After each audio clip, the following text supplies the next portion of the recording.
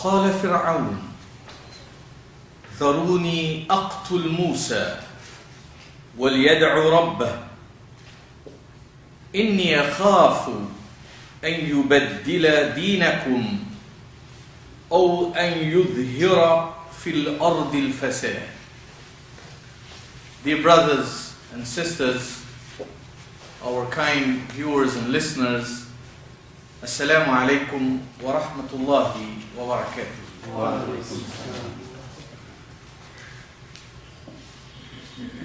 We are once more gathered to deliberate and contemplate. And if we are fortunate, we can excavate the gold, the wealth that is embedded in divine text, divine scripture, divine messages. You will recall that I was talking with myself, and I was talking loudly enough that you too could hear. And I was talking about this divine social order that the messengers of Allah brought, called Deenullah. And I emphasized that the Deen of Allah was clearly different from the religion made by different communities and different societies that are abounding in the world today and that were there for a long, long time. And one of the important things that I mentioned that the Qur'an recaptures for us and told us that this message to humanity throughout the ages was one single message.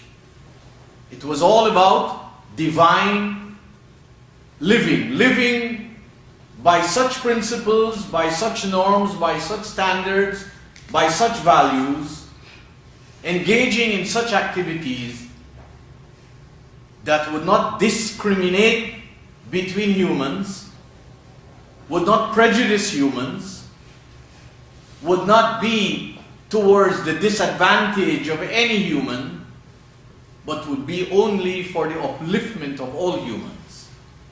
And that were the messengers of Allah. And what I said, that the messengers of Allah did not found, they were not the founders of any religion. It is people who have named them as founders or named something called religion after their names. The heroes of the divine dispensation, the divine social order, were not the messengers.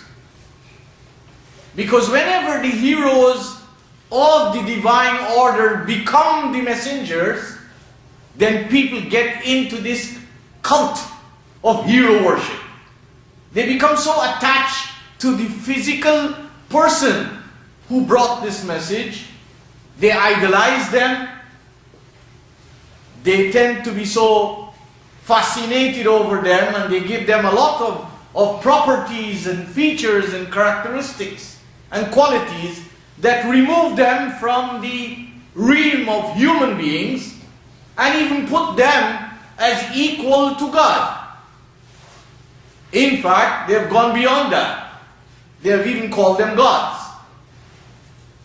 And that's significant for us to understand. That the Qur'an told you and me in chapter 42, verse 13, that all the messengers of Allah brought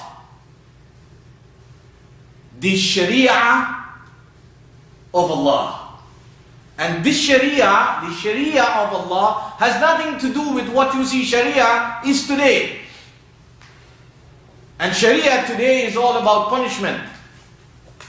All the governments that are unleashing Sharia on people, they are all lacking in fulfilling their duties, their responsibilities to their citizens.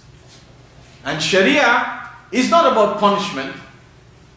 This God doesn't take pleasure in punishing his creation.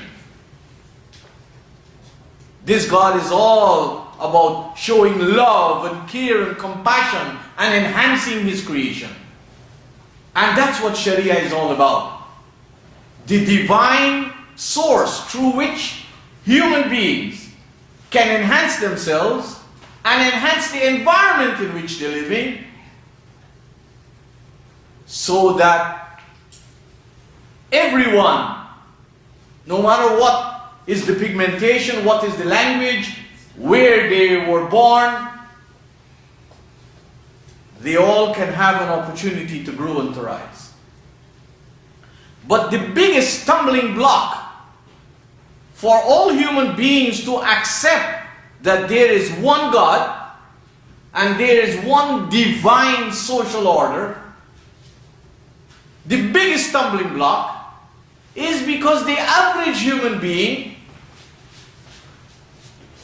willingly or unwillingly, knowingly or unknowingly, have participated or is participating in this universal cancer that is called shirk. And to simplify it, people made it easy so they can be exempted from it. They say shirk is to really attest that there are two gods. And generally people of religion don't want to do that. The Christians have a formula where they call Trinity that is not intelligent to any rational human being. And the Muslims don't have that kind of formula, but they have compromised this divine loftiness in different ways in the name of the Prophet. Because they gave him a lot of capability, even though in his name divine guidance has been compromised. So shirk is the biggest challenge. And the Qur'an recaptures in what I related to myself and you when Allah told the Prophet Muhammad, كَبُرَ عَلَى الْمُشْرِكِينَ مَا تَدْعُوهُمْ إِلَيْهِ. This unification of divine guidance, this statement that you are telling the Arabs and all the different tribes and the people beyond the Arab world who are in touch with the Arabs, that listen, humanity is one community. How come? Because they all came from one origin. They all were created by the same creator. They all had messengers with different names at different times, but rehearsing to them the same message in terms of substance and essence.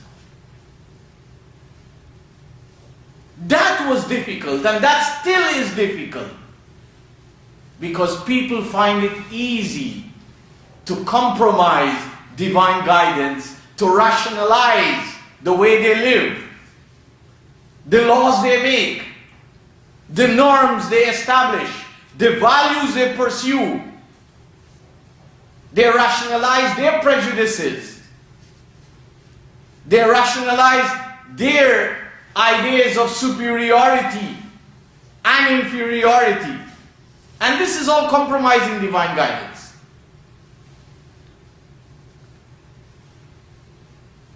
In fact, the Qur'an told us that the deen of Allah is complete. That the deen of Allah is complete, and was complete in every age. Unfortunately, if you talk to Muslims, they will tell you the deen of Allah was only completed in the time of the Prophet. And they don't realize what they are saying.